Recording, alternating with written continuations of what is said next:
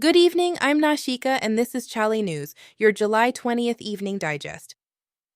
Tonight, Parliament passed the tribunal's bill and the minority walked straight out the door.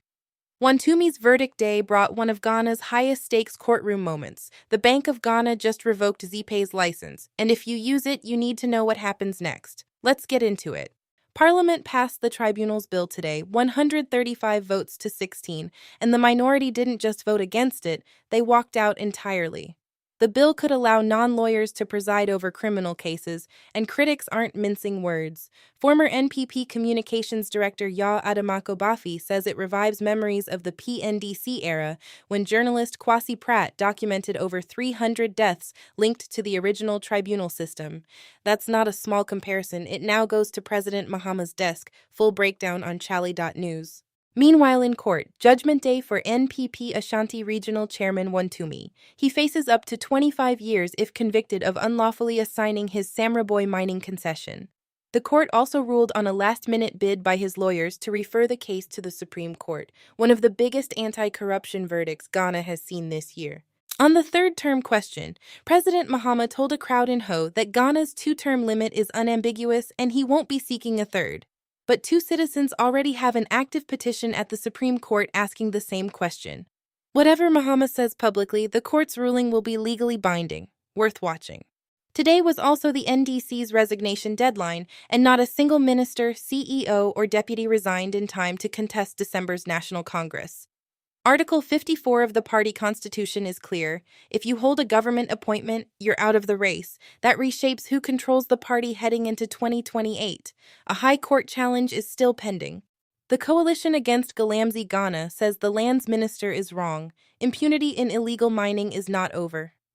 CAGG is pointing to worsening conditions in the eastern region and making a serious allegation that confiscated equipment is being returned by NIMOS in exchange for fees. They're demanding prosecutions of politically connected operators. No response from government yet.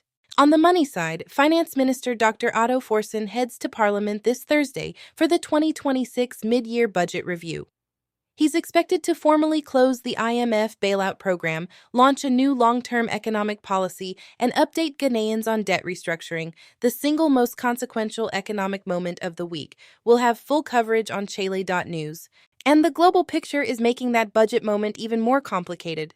The U.S. struck an Iranian nuclear facility under construction last night, 9th consecutive night of military operations. Oil is already above $90 a barrel.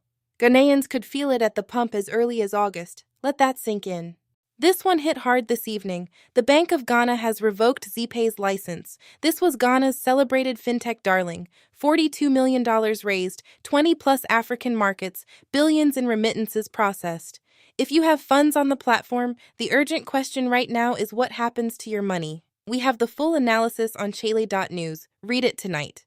African heads of state are in Accra today and tomorrow for the AU's first-ever Extraordinary Health Summit, a continent-wide push to end AIDS and TB by 2030.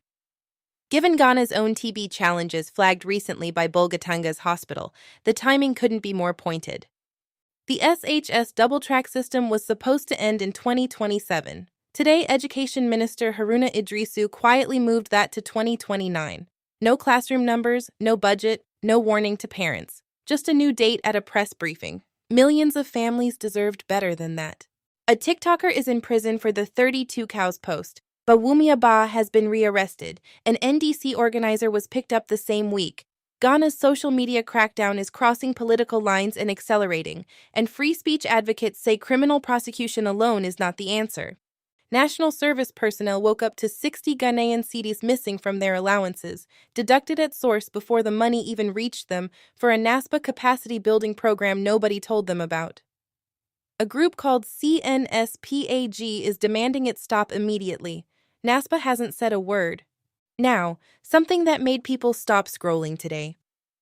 After Spain won the 2026 World Cup, Nico Williams' first move was to find his Ghanaian mother in the MetLife Stadium stands and hang his winner's medal around her neck. Maria Arthur raised her hands to the sky. The video says everything.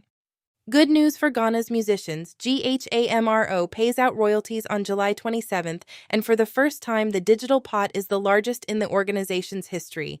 Over GHS 1.4 million total. One artist alone takes home GHS 121,000. That's a real milestone.